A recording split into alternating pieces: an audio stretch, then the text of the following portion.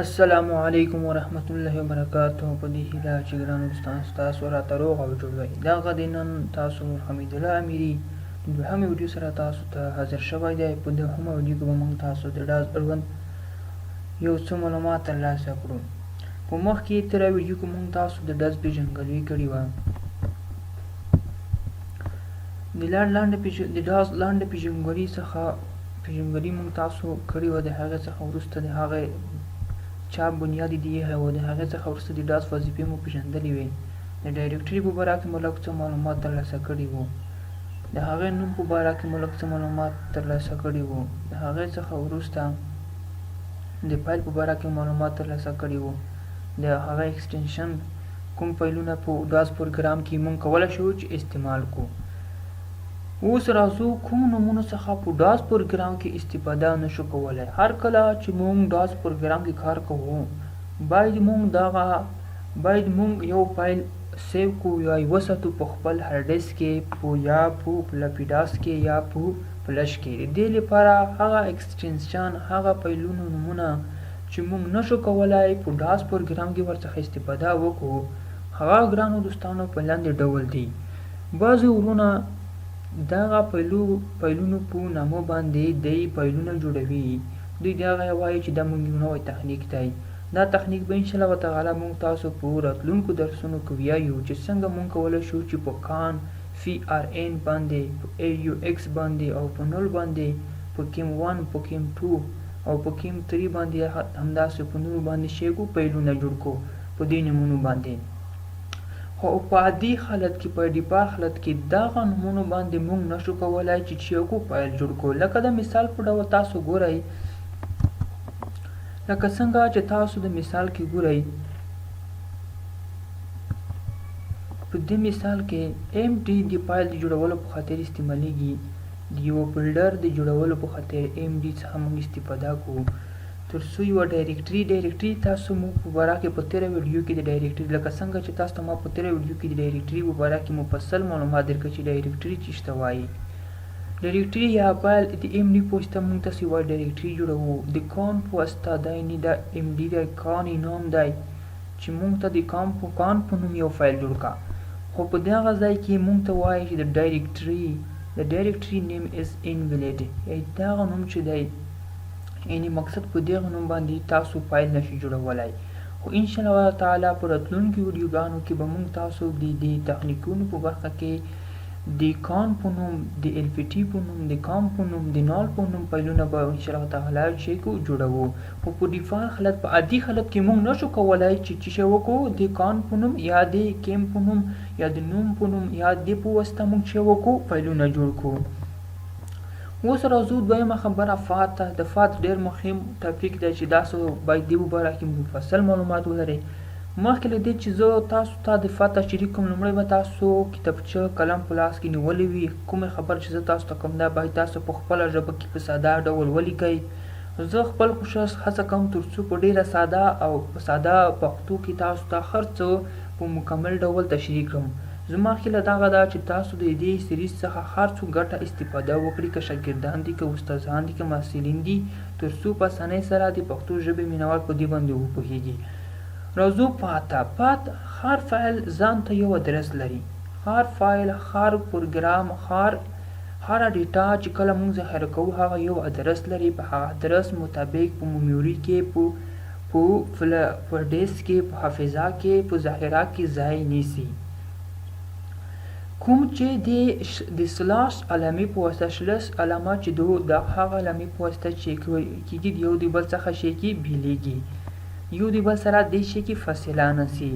لکه مثال په ډول دغه د C ډرایو دی چې C ډرایو کې عموما تاسو چې کوو وینډو کو یا د مهم فایلونه په هغه کې د وینډو R1 فایلونه، د اپریټینګ سیسټم R1 فایلونه په هغه کې ځای نیسي. ډاټ مو لیکولی دی، بیا سلاش مو لیکلی دی. د علي په نوم فایل مونږ ورته ښایو چې د علي په نوم فایل په دی دغه په C ډرایو کې شتون لري. هغې څخه وروسته ته د log ډاټ TXT فایل چې دی دغه فایل ماته خلاص کړه. چې کله دغه لار مونږ ولیکو نو مونږ ته به شی خلاص شي. log ډاټ TXT په نوم کوم فایل چې دی د ټیکسټ فایل چې دی په دې کې کوم فایلونه شتون ولري مونږ ته به دا خلاصیږي. نو زموږ یوه مهمه خبره دا شوه چې د سلاش په واسطه مونږ کولی شو چې شی وکړو د لاره انتخاب کړو، یعنې د وکولی شو چې موږ تاسو لارې انتخاب کړو او د فایلونو ته چې وکړو لاسرسی ولرو.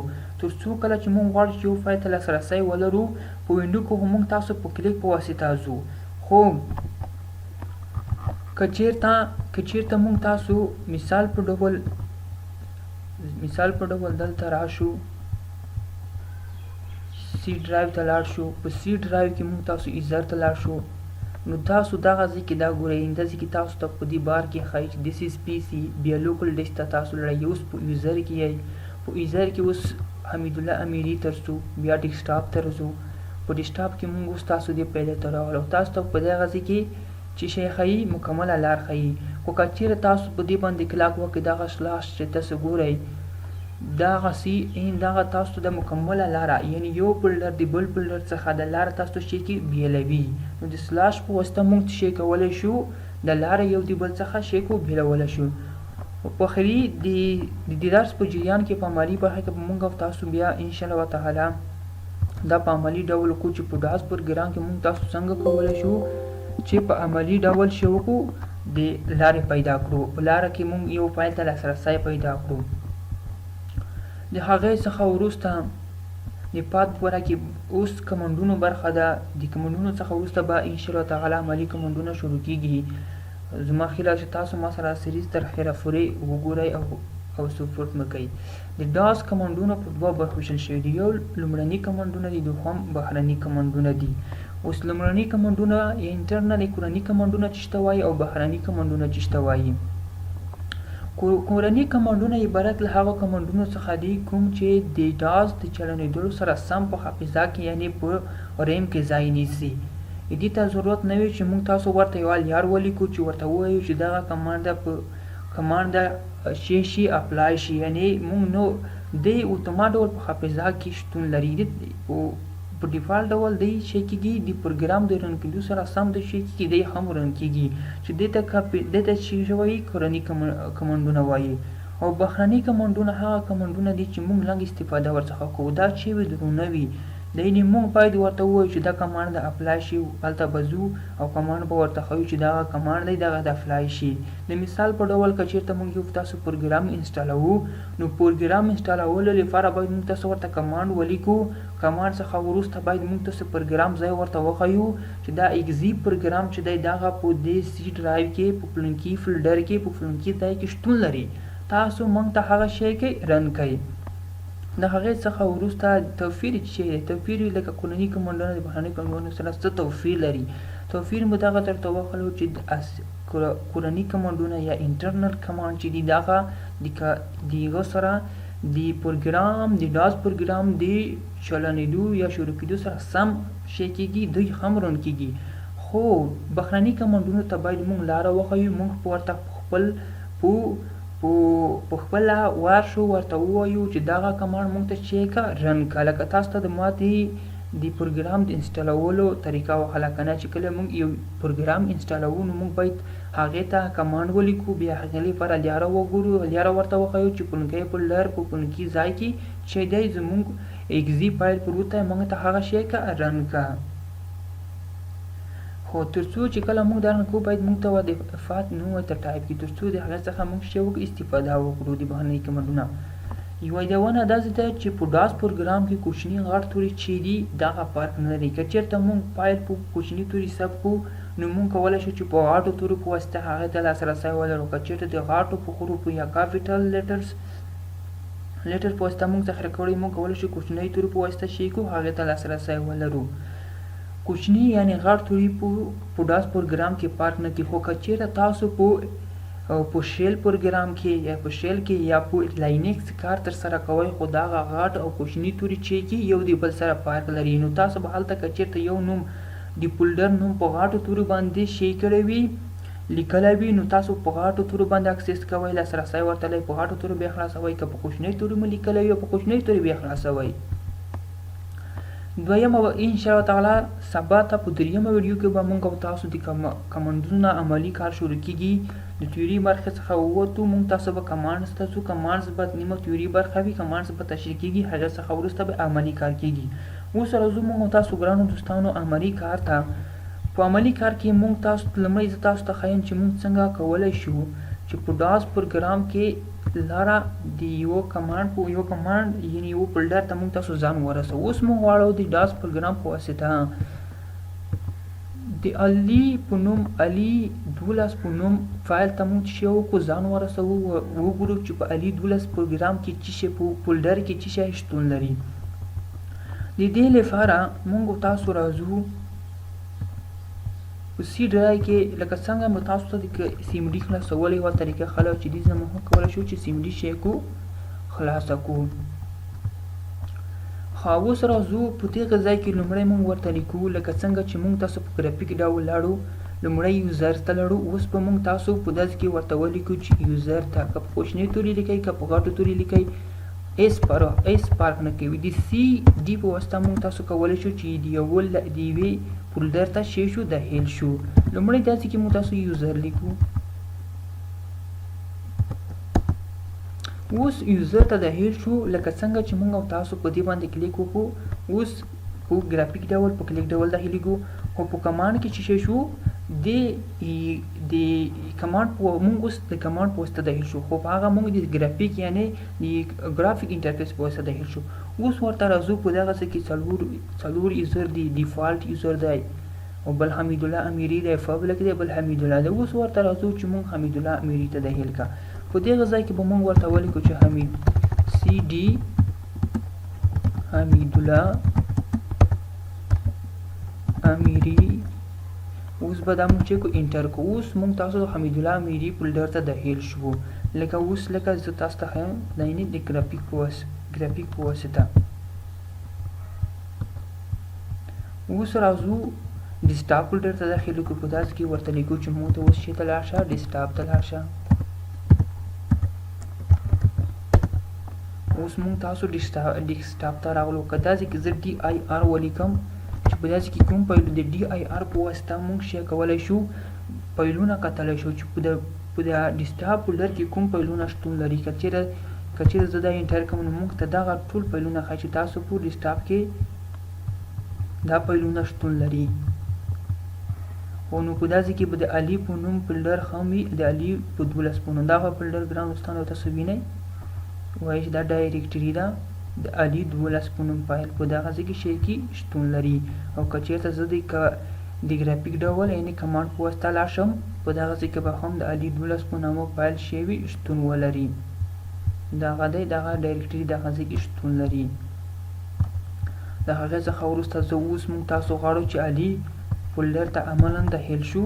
اوس په دغه ځای کې ورته ولیکو CD. د CD په واسطه موږ تاسو شی کړلی شو د یو فولډر څخه بل فولډر ته، د یوې فایل څخه بل فایل ته شی شو داخلېدلی شو. اوس غواړو چې علي ته داخل شو علي 12. نو موږ تاسو علي 12 ته داخل شو. اوس غواړو چې په دې کې وګورو چې په علي 12 فولډر کې څه شی شتون لري. DI ورته لیکو. موږ ته وایي چې په دغه کې 0 بیټ یوه ډایرکټري موجوده ده. دغه دومره بیټ افریده د علي فایل دی، دا فایلونه جوړ شوي دي په دومره کول کې شی شوی دی رامنځته شوی دی. دا موږ ته اړوند معلومات راکوي. 0 فایلونه شتون لري او 3 ډایرکټرۍ دې په داخل کې نور هم شی دي شتون لري. دغه د پات په واسطه لکه څنګه چې ما تاسو د سلاش په واسطه موږ کولی شو د سلاش په واسطه چې د یوې موږ پات مشخص کړو او د یوه فولډر څخه بل فولډر ته لاړ شو، د بل فولډر څخه بل فولډر ته لاړ شو. دا د سلاش اړوند طریقه وه. د هغې څخه وروسته موږ نن اوس غواړو چې دغه ټایټل چې دی سلیکټ وینډوز سیسټم دغه موږ غواړو چې خپل نوم ته تغییر کړو. نو موږ څنګه کولی شو چې د CMD ټایټل خپل نوم ته تغییر ورکړو. په دغه ځای کې موږ تاسو ګران دوستانو ورته لیکو چې ټایټل او هغې څخه وروسته خپل نوم ورته لیکو. که تاسو کوم نوم ورته غواړئ ولیکئ نو دا به ستاسو موږ وکولی شول چې د CMD ټایټل ته تغییر ورکړی شو. اوس راځو ګرانو دوستانو د هغه فایلونه چې موږ تاسو ویل چې هغې په واسطه هغه نومونه چې هغې په واسطه موږ نشو کولی چې شی وکړو ډایرکټري یا فایل یا فولډر جوړ کړو. نو هغه نومونه به اوس موږ تاسو عملا وګورو چې موږ څنګه نشو کولی. CMD د ډایرکټریو د جوړولو لپاره استعمالیږي. په دغه ځای کې زه تاسو ته اکاونټ په واسطه موږ نشو کولی چې یوه ډایرکټري جوړه کړو. نو تاسو ګورئ چې موږ ته اجازه نه راکوي چې تاسو ډایرکټري جوړه کړئ. بل موږ تاسو ډېر وویل د کام دی، د کام په واسطه د کم 1 دی،